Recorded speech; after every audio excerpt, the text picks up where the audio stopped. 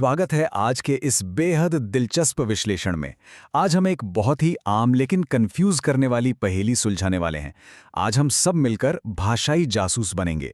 देखिए, हिंदी सीखते समय सबसे बड़ी उलझन ये होती है कि आखिर निर्जीव वस्तुओं का लिंग या जेंडर कैसे तय किया जाए। मतलब सजीव चीजें तो ठीक है, लेकिन एक मेज, कुर्सी या हमारी भावनाओं का कोई प्राकृतिक जेंडर तो होता नहीं है ना? फिर भी हिंदी में हर शब्द को एक लिंग देना ही पड़ता है। ये किसी रहस्यमयी पहेली से कम नहीं है।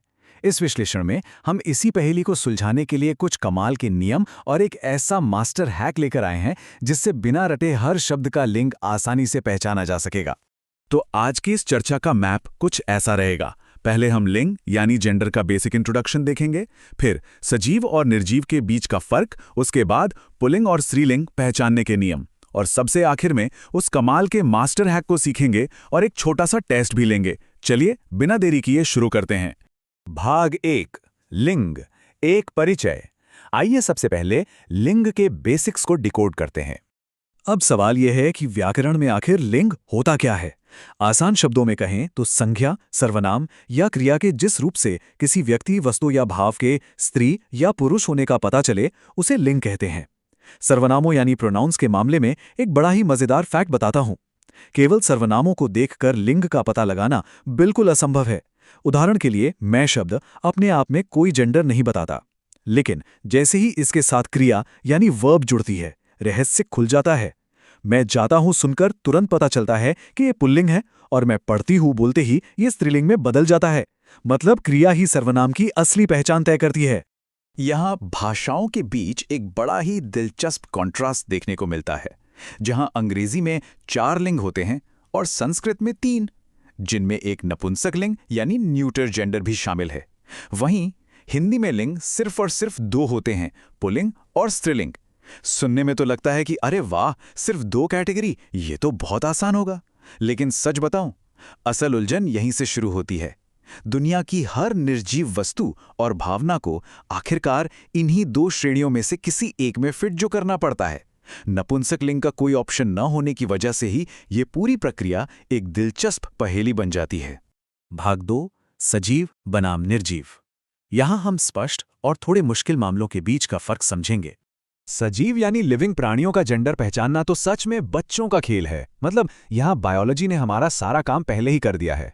अगर शब्द बालक, राम या कुत्ता है तो वे सीधे सीधे पुल्लिंग की श्रेणी में आते हैं।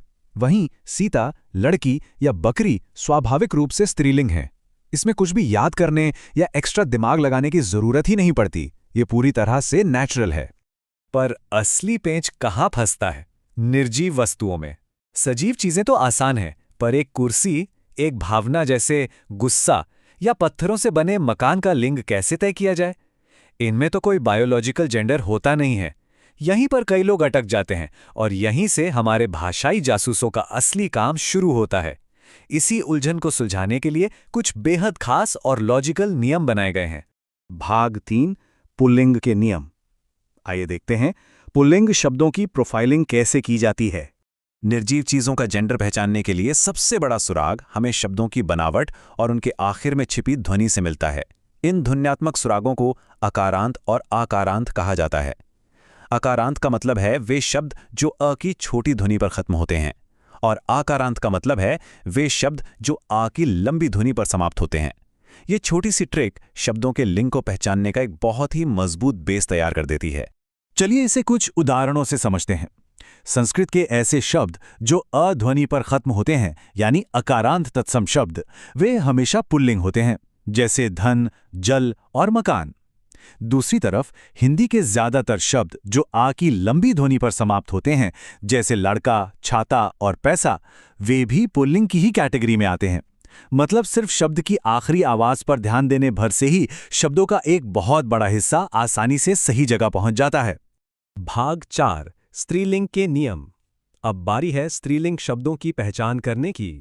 पुल्लिंग की ही तरह स्त्रीलिंग शब्दों की पहचान भी उनके अंत में आने वाली कुछ खास ध्वनियों से की जाती है। यहाँ हमें इकारांत, ईकारांत और ऊकारांत शब्दों पर ध्यान देना होगा। इकारांत यानी ऐसे शब्द जो छोटी ई की मात्रा पर खत्म होते हैं। ईकारांत वे शब्द हैं जो बड़ी ई की मात्रा पर समाप्त होते हैं और ऊकारांत वे शब्द हैं जो छोटे ऊ की ध्वनि पर खत्म होते हैं। व्याकरण की इस पूरी अव्यवस्था में ये खास ध्वनियां एक शानदार सिस्टम लेकर आती हैं और साफ साफ इशारा करती हैं कि भाई ये शब्द स्त्रीलिंग है।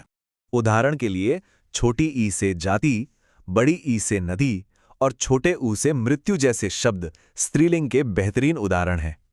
लेकिन हाँ, व्याकरण हो और कोई अपवाद ना हो, ऐसा कैसे हो सकता है? हमने अभी देखा था कि आ पर खत्म होने वाले हिंदी शब्द पुल्लिंग होते हैं, है ना? लेकिन संस्कृत के कुछ खास शब्द जो आ पर समाप्त होते हैं, जैसे कृपा, लज्जा या क्षमा, वे दरअसल स्त्रीलिंग होते हैं। ये एक्सेप्शंस ही तो इस टॉपिक की गहराई को और बढ़ाते हैं।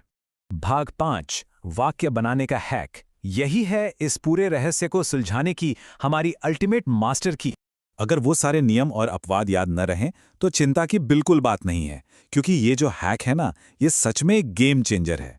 सोर्स मटेरियल के अनुसार वाक्य बनाने से लिंग की 80% उलझनें वहीं के वहीं सुलझ जाती हैं। बस एक सिंपल सा वाक्य बनाइए और क्रिया या विशेषण तुरंत जेंडर का खुलासा कर देगा। हिंदी को अपनी मातृभाषा की तरह बोलने वाले लोग इसी तरकीब का इस्तेमाल अनजाने में हर दिन करते हैं। ये हमें रटने की झंझट से पूरी तरह आज़ाद कर देता है।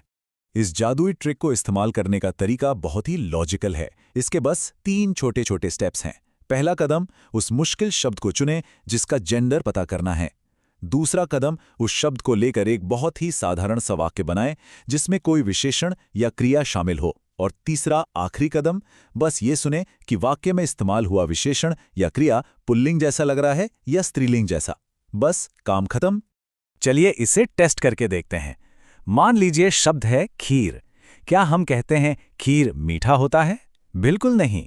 हम कहते हैं खीर मीठी होती है। यहां मीठी शब्द चीख चीख कर बता रहा है कि खीर स्त्रीलिंग है। इसी तरह साइकिल के लिए हम कहेंगे साइकिल पुरानी है, तो ये भी स्त्रीलिंग हो गई।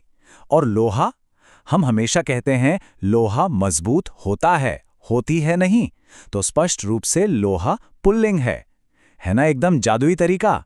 भाग 6, लिंग परीक्षण।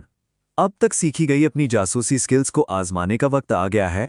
इन 5 शब्दों को देखिए, परीक्षा, छाता, चंद्र, लज्जा और नदी। कुछ पल के लिए सोचिए, मन ही मन उन ध्वन्यात्मक नियमों को याद करने की कोशिश करें, या फिर सबसे आसान तरीका, प्रत्येक शब्द के साथ एक छोटा सा वाक्य बनाकर देखें। क्या इनके जेंडर का अनुमान लगाया जा सकता है? और ये रहे सही जवाब। आइए इसके पीछे के लॉजिक को समझते हैं।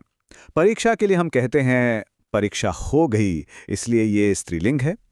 छाता नया होता है तो ये पुल्लिंग है। चंद्र गोल होता है, ये भी पुल्लिंग है। लज्जा वो संस्कृत वाला अपवाद है जो आ से खत्म होता है, और वैसे भी लज्जा आती है तो ये स्त्रीलिंग है। और अंत में नदी बड़ी ई की मात्रा पर खत्म होती है और नदी बहती है, जिससे ये पूरी तरह से स्त्रीलिंग साबित हो जाती है। ये तो सच में सेलिब्रेट करने वाली बात है। व्याकरण की जिस जटिलता को देखकर अक्सर डर लगता था, वो अब महज एक लॉजिकल पजल बनकर रह गई है। सिर्फ वाक्य बनाने की इस आसान सी तरकीब से 80% सटीकता आराम से प्राप्त की जा सकती है। इसका सीधा सा मतलब ये है कि अब शब्दों और उनके लिंग को रटने की कोई जरूरत नहीं है। बस एक वाक्य बनाइए और ग्रामर के इस मुश्किल कोड को झट से क्रैक कर लीजिए। तो अकेले शब्दों का कोड तो हमने सफलतापूर्वक क्रैक कर लिया और वाक्य वाली इस तरकीब की ताकत भी देख ली। पर जाते जाते एक दिलचस्प सवाल छोड़कर जा रहा हूं।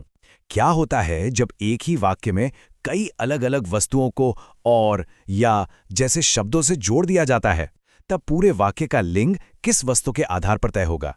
ये हिंदी व्याकरण का एक और गहरा रहस्य है जो हमें आगे और भी बहुत कुछ नया सीखने का इशारा करता है। आज के इस विश्लेषण में हमारे साथ बने रहने के लिए बहुत बहुत शुक्रिया।